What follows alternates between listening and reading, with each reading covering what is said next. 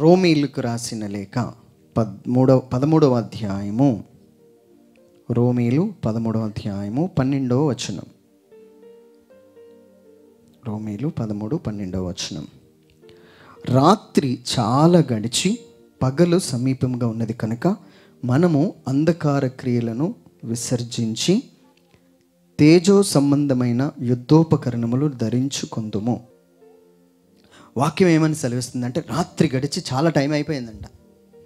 దేనికి సమీపించింది? పగలకు సమీపించి ఉన్నాం కాబట్టి రాత్రి జరిగే కార్యాలకు ఫుల్ స్టాప్ పెట్టండి. రాత్రి ఏ కార్యాలు జరుగుతాయి? మా ఇంటి దగ్గర నా బండి పెట్టాను. 1 గంటకి ఆ సమయంలో ఎవడో మా బండి చూడండి, 1 గంటకి అంటే అందరూ పడుకుంటారు, ఎవరు చూడరు.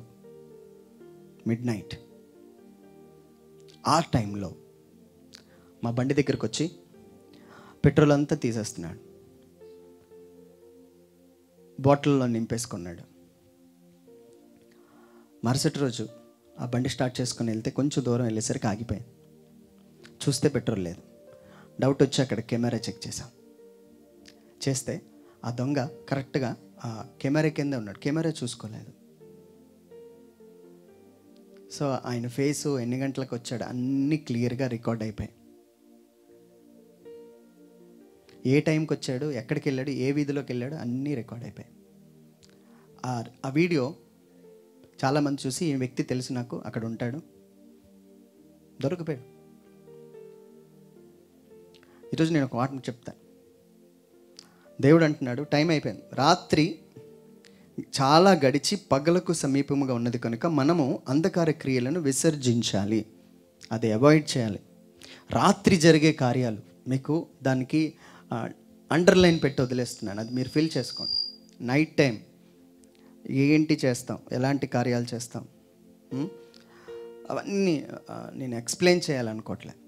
కానీ దేవుడు ఒక మాట చెప్తున్నాడు ఈ సంఘంతో. రాత్రి గడిచి అండి, నా వైపు చూడండి, మనం 10:30-11కి పడుకుంటున్నాం అనుకుందాం. మరి ఇక్కడ ఎంతో తెలీదు, అక్కడైతే వైజాగ్లోని 11-12 అయిపోతుంది పడుకునేసరికి. సరే, రాత్రి 10 గంటలకి పడుకుంటున్నారు అనుకుందాం యావరేజ్గా. 10, 11, 12, 1 గంట, 2, 3, ఇంకేమైందంటే రాత్రి గడిచి చాలా టైం అయిపోయింది. ఇంకేం జరుగుతుందో తెలుసా? పగలకు సమీపించింది అంటే వెలుగు రాబోతుంది అంటున్నాడు ఆయన.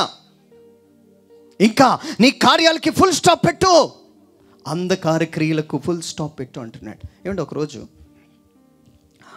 2 దేవదూతలు ఒక పట్టణం వైపుకి వెళ్ళారు. చూడండి, నా వైపు చూడండి. అది నైట్ వెళ్తే అక్కడ ఏం జరుగుతుందంటే, ప్రైజ్ ది లార్డ్, ఇటు చూడండి, నా వైపు చూడండి. అక్కడ ఏం జరుగుతుందంటే, నా వైపు చూడాలి అందరూ, 2 దేవతలు ఇలాగ వెళ్ళి ఈ పీఠకం దగ్గరికి ఎక్కి కూర్చున్నారు. అది లోతు ఇల్లు. ఈ బయట ఉన్న వాళ్ళందరూ ఎలాగ ఉన్నారంటే తలుపు కొడుతున్నారు. ఈ లోపట లోతు తనకి 2 కుమార్తెలు ఉన్నారు. ఆ 2 కుమార్తెలు లోతు భార్య, ఇంకా 2 దేవదూతలు లోపట ఉన్నారు. ఈ బయట ఉన్న వాళ్ళకి అసలు అర్థం కావట్లే, వాళ్ళు దేవదూతల మనుషుల, వాళ్ళని మా దగ్గర పంపిస్తావా లేదా, వాళ్ళతో మేము పాపం చేయాలి, బయటకు పంపించు. చిన్నపిల్లలు, పెద్దలు అందరూ క్యూ కట్టేశారు. అక్కడ అందరూ ఇంటి ద్వారం బయట ఉండిపోయారు. ఈరోజు నేను ఒక మాట చెప్తాను, రాత్రి గడిచి చాలా సమయం అయిపోయింది, ఇంకా అంధకార సంబంధమైన క్రియలను విడిచిపెట్టి బయటికి రమ్మంటున్నాడు దేవుడు. తేజో సంబంధమైన యుద్ధోపకరణాలు ధరించాలి. ఏమండి, మన క్రైస్తవ జీవితం అంటే అలా పూజకెళ్ళి వచ్చేయడం కాదు. ఏం చెప్తున్నాడు ఆయన? వెలుగుకు సంబంధమైన యుద్ధం చేయాల్సి ఉంది. మీరు యుద్ధం చేయాల్సిందే, అది ధరించుకోవాలంటున్నాడు. హల్లెలూయా. చూడండి, లోపల దేవదూతలు అంటే అర్థం ఏంటో తెలుసా? అసలు లోపల ఉన్నది ఎవరు, వరస ఏంటి తెలియకుండా పాపం చేసే స్టేజ్కి వెళ్ళిపోయారు. హలో, అసలు నువ్వు ఎవరితో మాట్లాడుతున్నావు, ఎవరి కోసం అంత తప్పుగా ఆలోచిస్తున్నావు? ఎవరిని పడిని ఏ మాటలు అంటున్నావు? దేవదూతలతోనే. అంటే చూడండి, ఆ అంధకారంలో వాళ్ళు ఏం చేస్తున్నారో తెలియట్లే. కానీ క్రైస్తవుడు అట్లా ఉండడానికి వీల్లేదు. దేవుడు మనందరితో పలుకుతున్న మాట ఏంటో తెలుసా? నా ప్రియమైన కుమారుడ, కుమార్తె, ఈరోజు ప్రభు మనందరినీ పిలుస్తున్నాడు. టైం అయిపోయింది. మనం చేయాల్సింది ఏంటో తెలుసా? రాత్రి గడిచి చాలా సమయమైంది. వెలుగు సంబంధమైన యుద్ధోపకరణాలు ధరించాలి. Praise the Lord. Hallelujah, hallelujah, hallelujah. So అక్కడ ఏమని రాయబడి ఉన్నదంటే, తేజో సంబంధమైన యుద్ధోపకరణలు ధరించుకుందాము, అల్లరితో కూడిన ఆటపాటలైనను మత్తైనను లేకయు, కామ విలాపములైనను పోకిరి చేష్టలైనను లేకయు, కలహములైనను మత్సర్యమైన లేకటియు, పగటి యందు నడుచుకున్నటకు మర్యాదగా నడుచుకోవాలి. ఇది మీకోసం ప్రార్థన చేస్తుంటే దేవుడు నాకు ఇచ్చిన మాట, మర్యాదగా నడుచుకోమను. మర్యాదగా. గొడవలు ఆడద్దు అంటున్నాడు. అల్లరితో కూడిన ఆటపాటలు, మత్తులై ఉండద్దు. ఏమండి, మీరు చేసే క్రియలో వెలుగు ఉండాలి అంటున్నాడు. మీరు చేసే క్రియలో వెలుగు ఉండాలి. హల్లెలూయా, హల్లెలూయా. టైం అయిపోయింది. తేజోవంతమైన యుద్ధోపకరణములు ధరించి సిద్ధమై ఉండాలి అందరూ కూడా, క్రైస్తవులు. ఆయన తిరిగి రాబోతున్న వేళకు మనం ఎట్లా ఉండాలో తెలుసా? సిద్ధమై ఉండాలి. హల్లెలూయా. లోతు ఎక్కడున్నాడో తెలుసా? సొదొమ గొమొర ప్రాంతంలో ఉన్నాడు. చూడండి, ఎక్కడున్నాడు? సొదొమ గొమొర ప్రాంతంలో ఉన్నాడు. హల్లెలూయా, హల్లెలూయా. సో ఈ సొదొమ గొమొర ప్రాంతంలో దేవుడు ఏం చేశాడంటే, చాలాసేపు లోతుని బయటకు వచ్చేయమని చెప్పాడు. చెప్పాడు చెప్పాడు చెప్పాడు రాలే. ప్రైజ్ ది లార్డ్, హల్లెలూయా. అప్పుడు ఏం జరిగిందో తెలుసా? దేవుని దూతలు వచ్చి లోతును తన కుటుంబాన్ని పట్టుకొని గాల్లో అలాగా తీసుకెళ్ళాడు. Praise the lord.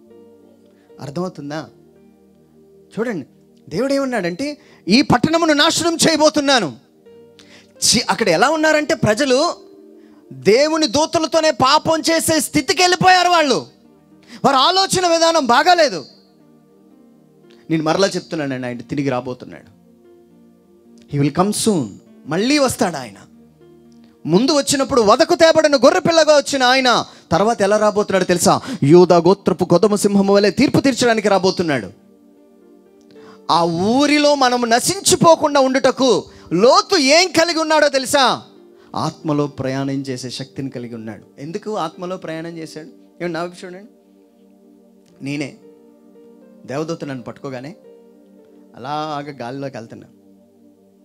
అలాగ వెళ్ళిపోతుంటే నాకు ఎలా కనిపిస్తుంది అంటే, ఒక పక్షి పైనుంచి ఎగిరితే ఎలా ఉంటుంది అలాగ కిందకి చూస్తున్నాను. అమ్మో, ఇది నా ఇల్లు, ఇది నాకు సంబంధించిన భూమి అన్నీ చూస్తున్నాను. కానీ ఇంకొద్దిసేపటికి ఆ పట్టణం మీద దేవుడు అగ్నిగంధకాన్ని కురిపించాడు. బైబిల్ ఏమని సెలవిస్తుందో తెలుసా? లోతు నీతిమంతుడని సెలవిస్తుంది. నీతిమంతుడికి దేవుడు ఒక కెపాసిటీ ఇచ్చాడు. ఏంటో తెలుసా? ఆత్మలో ప్రయాణిస్తున్నాడు. ఆమేన్, హల్లెలూయా, హల్లెలూయా. సో ఈరోజు ఈ సంఘంతో ప్రభువు మాట్లాడుతున్న మాట, మర్యాదగా నడుచుకోవాలి. ఎలా నడుచుకోవాలి? మర్యాదగా నడుచుకోవాలి.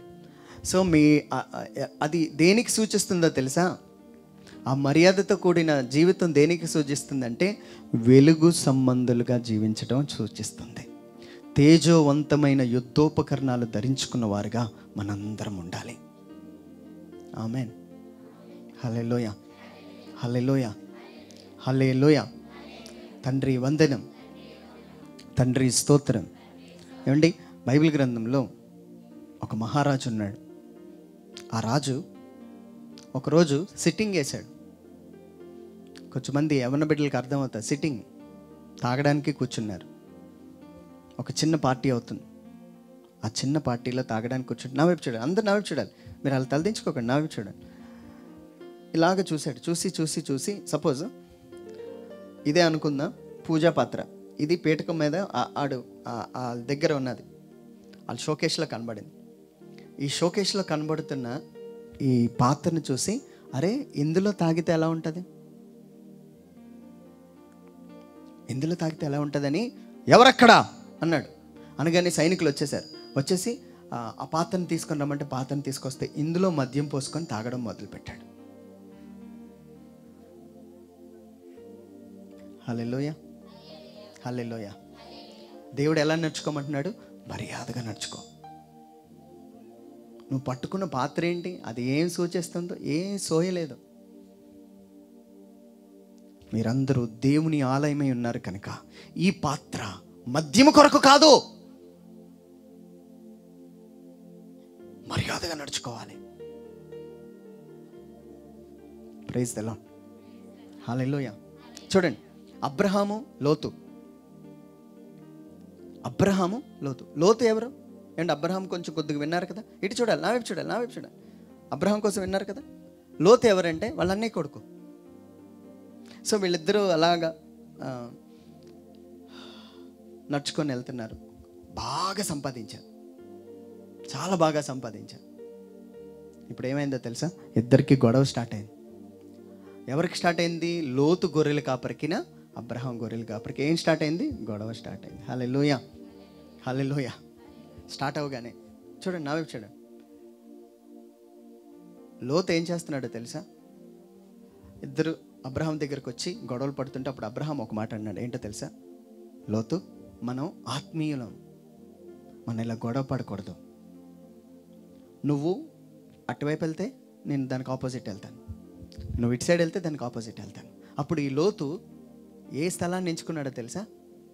బాగా ఉన్న స్థలాన్ని ఎంచుకొని అడవి ఎడారిలాగా ఉన్న దాన్ని అబ్రహాంకి వదిలిపెట్టాడు. అబ్రహాం ఏమన్నాడో తెలుసా? దేవుడు నిన్ను దీవించుగాక. మర్యాదగా నడుచుకోవడం నేర్చుకోమంటున్నాడు. గొడవలు పెట్టుకోకండి. నీకు మంచిది రాలేదు అయినా ఓకే. అబ్రహాము ఆలోచన ఏంటో తెలుసా? నేను ఎటువైపు వెళ్ళినా నా దేవుడు నాతోనే ఉంటాడు. చప్పట్లు కొడుతూ వేసాను. మేము గట్టిగా కొట్టండి చప్పట్లు. హల్లెలూయా, గట్టిగా చప్పట్లు కొట్టండి, ఇంకా గట్టిగా కొట్టండి. హల్లెలూయా, హల్లెలూయా. నేను ఏ దిక్కున వెళ్ళినా, ఏ దిక్కు లేకపోయినా నా దేవుడు నాతోనే ఉంటాడు. ఆమేన్, హల్లెలూయా, హల్లెలూయా. మా అక్క నాకు మోసం చేసింది, మా అమ్మ నన్ను మోసం చేసింది అని గొడవలు పెట్టుకోవద్దు అంటున్నాడు. మర్యాదగా నడుచుకోవాలి. ఆమేన్, హల్లెలూయా. ఏమంటే మీరు అలాగ వెళ్తున్నప్పుడు ఏది కనిపిస్తే అది తాగేయడమే. కొంచెం మర్యాదగా నడుచుకో. ఆయన ఏం చేశాడో తెలుసా? నాకు చూడండి, ఊహించండి. దీంట్లో కొంచెం వాటర్ ఉన్నది, సేమ్ ఇదే వైన్ అనుకోండి. గడగడ మనం తాగేసి ఎలా నడుస్తుంటాడు? ఇప్పుడు అటు ఇటు నడుస్తున్నాడు.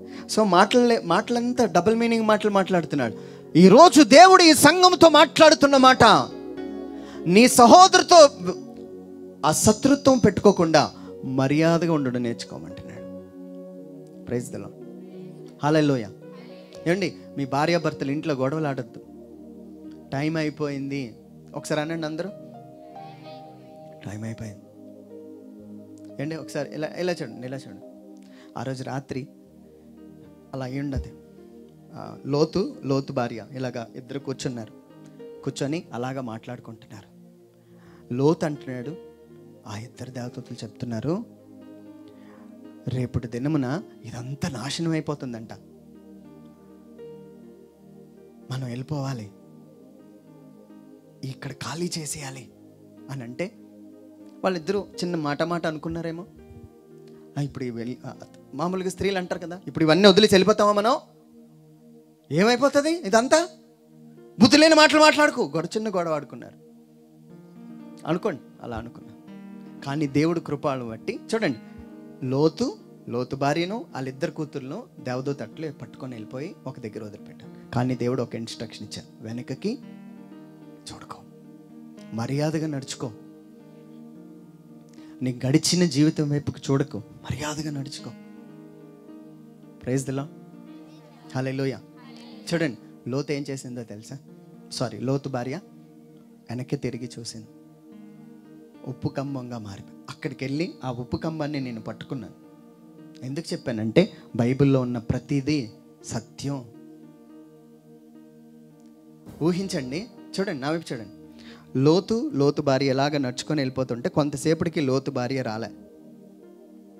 ఒకరోజు ముందు రోజు రాత్రి ఇద్దరు కలిసి ఉన్నారు, మరుసటి రోజు భార్య లేకుండానే నడవాల్సి వచ్చింది.